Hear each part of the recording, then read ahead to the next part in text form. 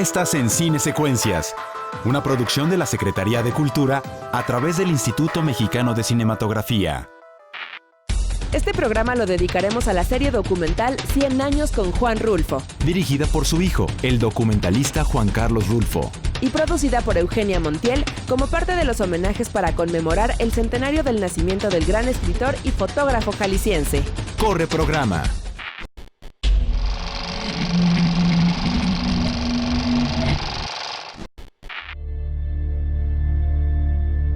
El equipo de Cinesecuencias que ha colaborado muy de cerca en este proyecto entrevistó en casa a los creadores de la serie 100 años con Juan Rulfo. Bueno, esta serie nació yo creo que desde hace muchos años y no me había dado cuenta. Este proyecto nace siendo hermano de la película que estamos haciendo de Juan, ¿sí? Que se llama Érase una vez. Es un personaje público, es un escritor conocido por muchos, pero al mismo tiempo es mi padre. Entonces hay una dualidad muy curiosa entre conocerlo de una forma y escuchar al resto del mundo que dicen que lo conocen. Fuimos a filmar unas cátedras de Juan Rulfo en la UNAM. Juan estaba filmando unas entrevistas con los investigadores de Rulfo. Yo me metí a escuchar la cátedra y estaba súper interesante. Y de ahí salgo de la sala y le digo, Juan, ¿por qué no en vez de tener a Rulfo en la película, hacemos una serie de televisión? Además de que había tenido mucha curiosidad de trabajar en tele, no conozco muchas series al respecto de un solo autor, menos en México, menos una serie documental de Juan Rulfo en el centenario. Pues es como el gran pretexto y la gran oportunidad de encontrar ese espacio como para poder presentar al público una manera de ver a un autor. Y inmediatamente nos sentamos en un salón de la UNAM, me acuerdo, del lugar donde estábamos haciendo las entrevistas, a escribir capítulos. ¿Por qué no este? Y escribíamos el capítulo, nombres. Y primero hicimos una lista de 12 capítulos, que se fue reduciendo hasta que quedaron los 7 capítulos que son ahora. El primero es Hacia el llano en llamas. Estamos hablando de un llano en llamas, cómo se construyó esta serie de cuentos. Es decir, no solamente es escribir, también tiene que ver con vivir. ¿Dónde fue que vivió esto? ¿Dónde pasó aquello? ¿Cómo fue la muerte de su abuelo? ¿Dónde trabajó? ¿Qué pasó después con la demás familia? ¿Qué pasó con mi madre, que fue la testigo principal de cómo se construyó la obra del Llano en Llamas? ¿Y cuándo fueron saliendo los cuentos? ¿Cómo fue la recepción por parte del público de esos cuentos en un momento muy particular del siglo pasado, ¿no? El segundo capítulo es Pedro Páramo o el oficio de escribir. Pedro Páramo, lo mismo, pero ahora sí enfocado a cómo se construye, cómo se escribe, cómo es el oficio del escritor y además las interpretaciones que hay sobre lo que es escribir y sobre lo que es una obra así tan compleja, ¿no? En la historia del siglo, curiosamente es interesante entender cómo Pedro Páramo se tuvo que hacer allí, en ese momento muy particular. Estaban las condiciones perfectamente construidas como para que el sol saliera a tal hora, las nubes se pusieran en ese punto y entonces la luz hiciera que resplandeciera Pedro Páramo. Fue una cosa así, es muy curiosa. Pero bueno, hay quien dice Pedro Páramo es una obra de fantasmas. No, no es de fantasmas, es de muertos. No, es sobre la realidad de México. Vamos a ver cuál es realmente la posibilidad de entendimiento de una obra así. El capítulo 3 es Las imágenes de Rulfo. Luego la fotografía. Mi padre todo el tiempo estuvo haciendo fotografía, pero no solamente con una cámara, sino estuvo viendo, estuvo observando una realidad, estuvo conociendo a su gente, estuvo viendo el paisaje, estuvo viendo esa luz, las montañas, el campo. Y el capítulo 4 es El hombre de cine. Un hombre de cine. Este personaje que después de haber escrito se convierte en un argumentista donde muchos cineastas querían nuevos escritores para que hicieran sus diálogos en un momento donde ya la famosa epocadora del cine mexicano iba de picada de repente. ¡Hey, un escritor nuevo, joven, dame diálogos, escribe cosas, por favor, necesito que nos salves!, ¿no? De alguna manera. Luego le dieron de palos diciéndole, no, tus diálogos no nos funcionan, tus obras son muy complicadas, ve, no nos sale este cine. Capítulo 5, un creador comprometido con su tiempo. Luego viene otro capítulo que tiene que ver con la antropología. Resulta que mi padre se clava o es parte de una generación de nuevos elementos que participan en el desarrollo de esta nación, de México. Y al mismo tiempo él empieza a observar dónde es donde tenemos que tener los ojos, la mirada, dónde es donde estamos. Pues en el mundo indígena. México es un país súper complejo, pero ahí donde están las comunidades indígenas que han sido olvidadas y maltratadas durante 500 años, es donde está resplandeciendo un país lleno de originalidad y de certezas.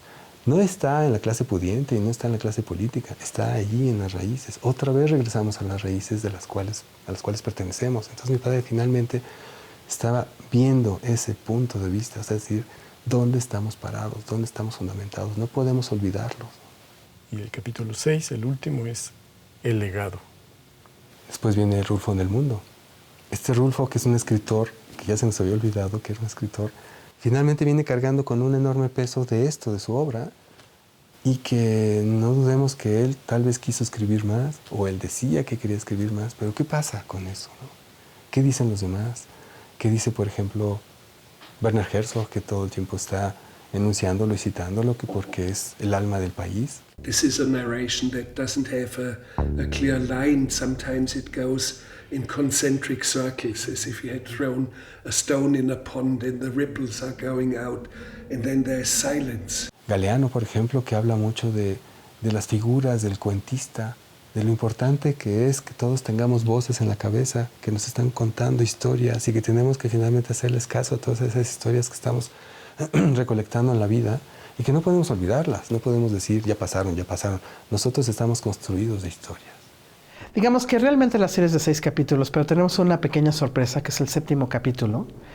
Así es, todavía no tiene nombre, es un capítulo especial que va a hacer un collage de todos los demás capítulos, que pensamos que es como un capítulo que se puede mover muy bien a nivel internacional, porque trae piquitos de varias cosas, ¿no?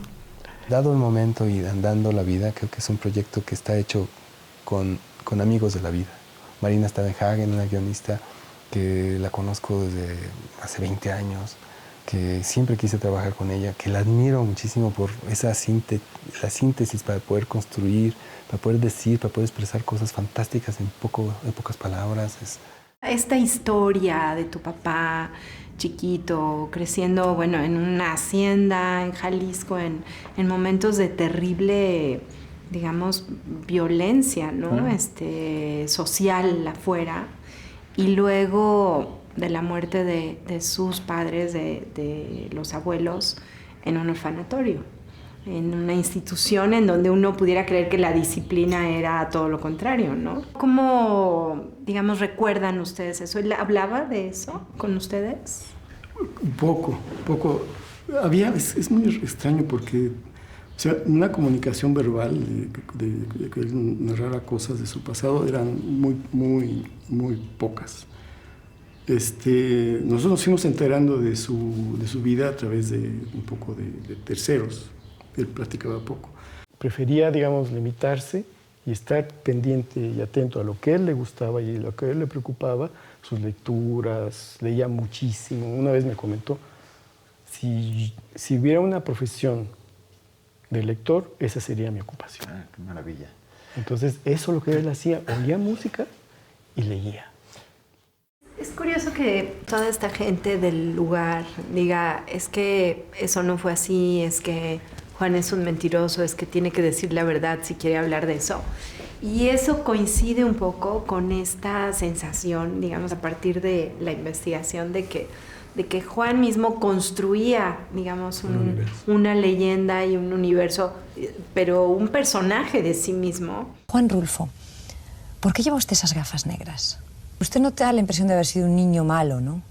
Pues puede ser que sí haya sido malo. Hay una constante, digamos, en su manera de ver el mundo a través de la imaginación o de fabular o de, ¿no? Tratar de perder al prójimo. Pues, eso es muy ¿no? interesante porque él tenía una visión del mundo que podía ser también una fábula. Juan Rulfo era un personaje obsesivo que de pronto llegaba a platicarnos que en su pueblo estaban desenterrando los cadáveres de los caballos.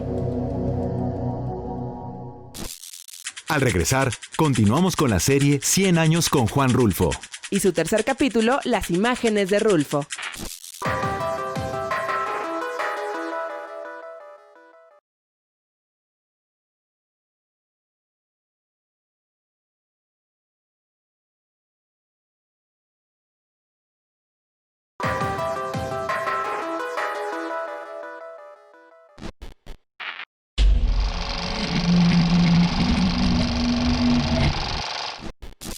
El prestigio literario del autor de la novela, Pedro Páramo, es de todos conocido. Pero la faceta de Juan Rulfo como fotógrafo, poca gente la conoce.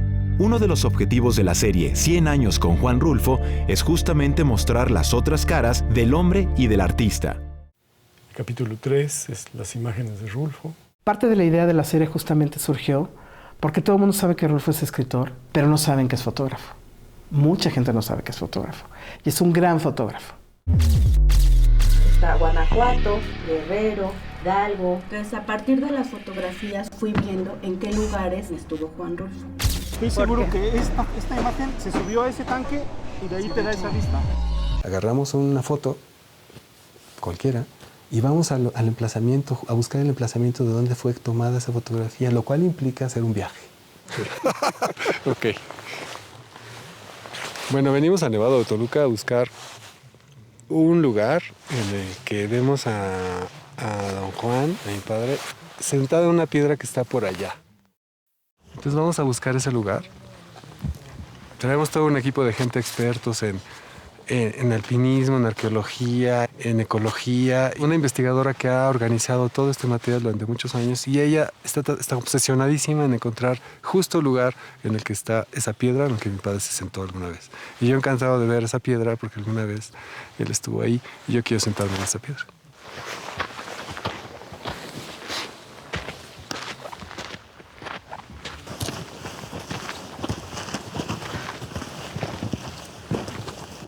Súbelo a la luz porque, mira, este piquito está ahí. Ajá, es eso, sí. O sea, esta punta es esa de ahí. Ajá. Sí, sí, sí. La sigue, o sea... Nada más que está visto desde allá. Está visto desde allá arriba. Claro, incluso parece que se ve hasta ese... Y esa es la que vamos a buscar. ¿Cuál es la que vamos a buscar? Esta. A ver, pero... ¿Pero dónde crees que sea? Pues está... Es que se ve el refugio, pues. La casita Ajá. esa que está allá Entonces tenemos abajo. que estar allá arriba para ver para Sí. abajo. ¿Qué piensas de que tu abuelo haya llegado hasta aquí? Pues que está interesante. ¡Ay, feliz cumpleaños! Sí. ¿Hoy es tu cumpleaños? ¿Por qué crees que escogimos este día? ¿Sí? Wow. No, casualmente. ¿De veras? El señor Montero dijo... Feliz cumpleaños, Juan. Gracias. Feliz cumpleaños. Gracias a usted que venga aquí por aquí. Qué chulada. Feliz cumpleaños. Sí, vamos a encontrar esa piedra este día. Ok. ¿Cuántos cumples? 53. Échale. Eso. 64 para acá. Y aquí nos marca una altitud de 4.426 metros sobre nivel del mar. No, yo creo que mi padre tenía un gran respeto a los elementos de la naturaleza en general. Él era un hombre solo, muy solitario. Cuando estás solo frente a los elementos y cuando tienes mucho tiempo para ver las cosas y no es otra cosa más que estar ahí contemplando, eso es en lo que mi padre creía y eso es lo que él admiraba. Subir a una montaña, pararse en una roca y encontrar el ángulo justo, el espacio para mirar hacia un fuera de cuadro que inspirara una especie de paz y de centro muy particular. Y mi padre lo que está haciendo es darle fuerza a los elementos y a la naturaleza, ¿no? Esa fuerza crea finalmente un poder tan brutal que hace que el hombre se sienta chiquitito frente a todo esto, ¿no? Piedra de conglomerado, el ombligo se alinea con el pico de atrás y tenemos la misma visibilidad del camino de coches que le da la vuelta al cráter. A ver, párate donde estoy, aquí está la foto. La época del año Sí, y más es la temprano. piedra. Es más hacia verano y es más temprano. ¿Sí? Sí, está ahí abajito de ti, derechito.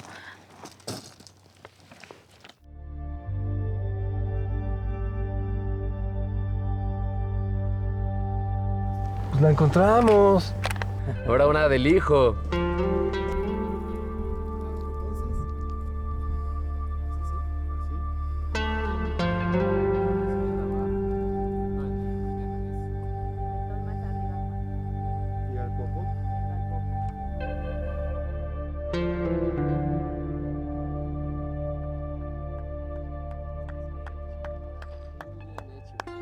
Eso de cazar fotos está muy divertido. No, pero ya hicimos inicial, ¿no? Ah, sí, corta. El pintor y diseñador gráfico Juan Pablo Rulfo ha estado a cargo del diseño de los elementos tipográficos para la serie sobre su padre. Para diseñar el título de la serie 100 años con Juan Rulfo, inicié un acercamiento con una forma tipográfica muy editorial, ya que se está tratando de un autor, que es sobre todo escritor, conocido como escritor. Y entonces hice esta versión, también hice esta otra versión, muy tipográfica, muy pesada, muy contundente, pero después de mucha búsqueda me di cuenta que estaba yéndome muy lejos, que tenía que irme hacia un poco, digamos, hacia la fuente. Y entonces pensé, bueno, ¿por qué no que su nombre esté escrito por él mismo y que sea a través de su máquina de escribir, que fue tan importante? Y descubrí que dentro de original mecanoscrito, donde está la sinopsis del Gallo de Oro, que entregó al Sindicato de Autores y Adaptadores de la Cinematografía, en enero 8 del 1059, estaba su firma, porque en los originales mecanoscritos de tanto El Llano en Llamas como Pedro Páramo no está su firma. Quizá existió, pero en el manejo editorial tipográfico de la imprenta la habrán desechado, etc. Esto me sirve porque me parece muy directo la presencia de su máquina de escribir y sobre todo el impulso de su propia mano que oprimió las teclas para poder poner su firma. Esto me parece pues una forma indirecta de acercarse a la persona. Con esta máquina de escribir escribió Pedro Páramo y escribió el guión de Gallo de Oro y todo lo que hasta su muerte siguió usándola. Intenté utilizar la máquina propiamente, pero ya la máquina tiene ciertos defectos tipográficos que lo hace ver la tipografía un poco sucia. Entonces descarté esto y llegué a la forma tipográfica más pura, utilizando la máquina de escribir y la textura del papel, un poco acentuándola. Y esta parte de 100 años con Juan Rulfo lo formé letra por letra. Lo que sí conservé fue la firma. Y lo que me gusta mucho es el punto. Es una especie de clavo que amarra perfectamente la sutileza de la tipografía, la sencillez de la tipografía en el espacio. ¿Quién mejor que el propio autor para manifestarse y determinar cómo debe ser, cómo debe presentarse tipográficamente? Al volver del corte vamos con el editor Adrián Parisi para conversar sobre el capítulo Un hombre de cine de la serie 100 años con Juan Rulfo.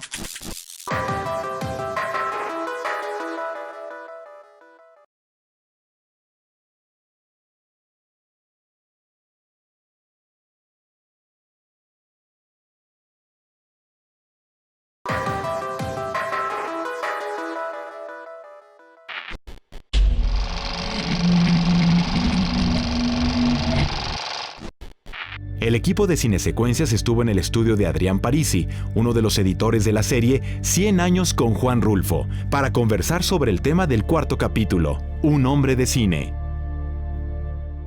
Hay como dos caminos que llevó, digamos, dos tipos de narrativas que lleva el documental, y uno es como la parte cronológica y la parte de cómo se fue involucrando él con las diferentes películas poco a poco y cómo se relacionó con esas personas.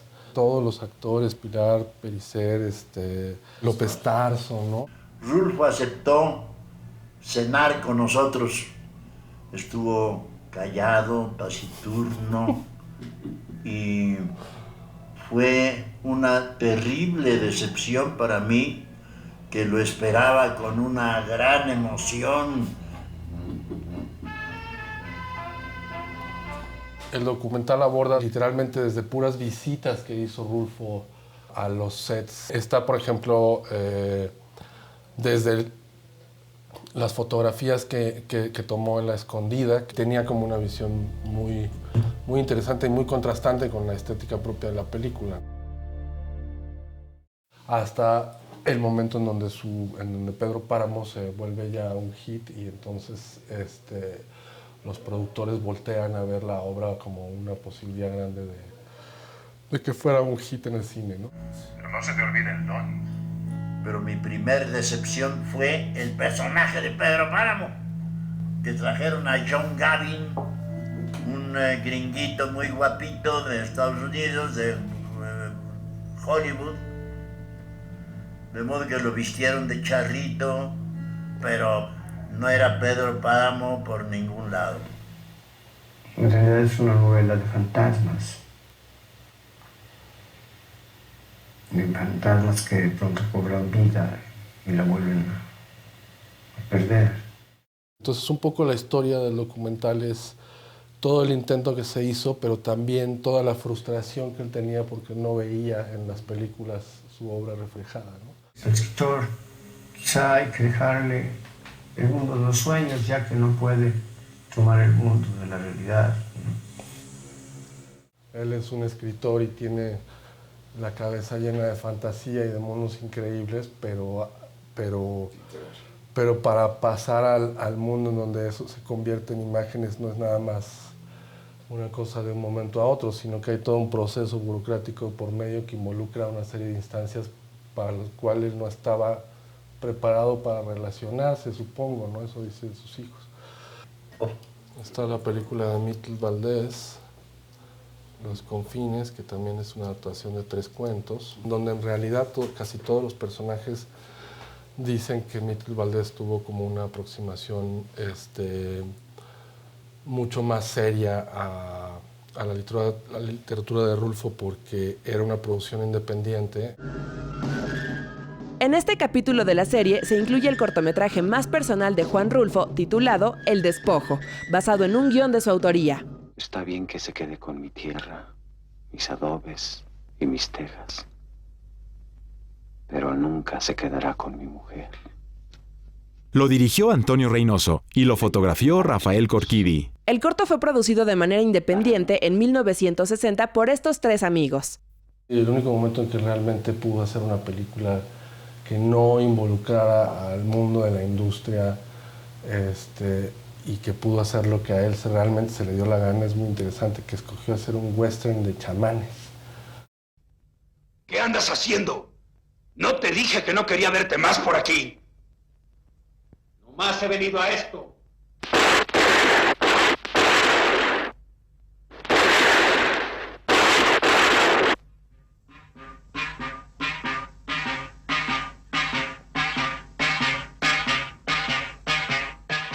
Esta película es muy interesante por eso, porque es como pensarías, ¿qué haría Rulfo? Y resulta que hace unos balazos y unos brujos y no, habrá que ver qué hubiera dicho Leone, pero sí, pero eso fue la única experiencia que realmente pudo explotar todas sus ideas, ¿no? Y que también fue una película que improvisaron, o sea, que la fueron escribiendo día con día. A pesar de que utilices un texto original de alguien más, es fundamental que lo transformes en tu visión, porque si no vas a estar copiando las letras de las hojas del libro. Y al final coincide como digamos esa teoría y ese descubrimiento con el analista que dice la gente que más se ha acercado a adaptar una obra de Rulfo de la manera más, digamos, espiritualmente correcta, es la que la ha filtrado a través del cuerpo, ¿no? A través de la experiencia propia. Pero yo creo que una adaptación no debe uno ponerse de rodilla ante el escritor. Hay que destrozar al escritor, aunque sea Juan Rulfo, y hacer algo propio, porque si no, ¿cómo lo vas a dirigir? ¿No es así? Pero yo le digo, cualquier persona que tratara de encontrar esos paisajes, encontrar esos motivos que han dado origen a esas descripciones, no las encontraría. Los editores también son muy juguetones, bastante modernos a nivel televisión en México, donde estamos tratando de pegar del cine a la televisión sin que sea solamente televisión. Son 6 largometrajes, ¿no? Son son 6 horas, son películas finalmente, que serán transmitidas en televisión o en la web o en todos los medios que puedan darse en el futuro. Pues es importante también tratar de pensar cuáles son los alcances de lo que estás haciendo. Entonces todo eso se me hace un reto, es una sopa de muchos elementos muy atractivos. Es un reto fantástico que nunca había hecho y además todos estamos envueltos y todos estamos como fascinados con el descubrimiento de este personaje que no es solamente el autor de Pedro Páramo, El Llano en Llamas, es un hombre polifacético, interdisciplinario, que creyó en su país y que nosotros lo estamos siguiendo en todas estas facetas y estamos pues anonadados de todo lo que hay detrás de una persona.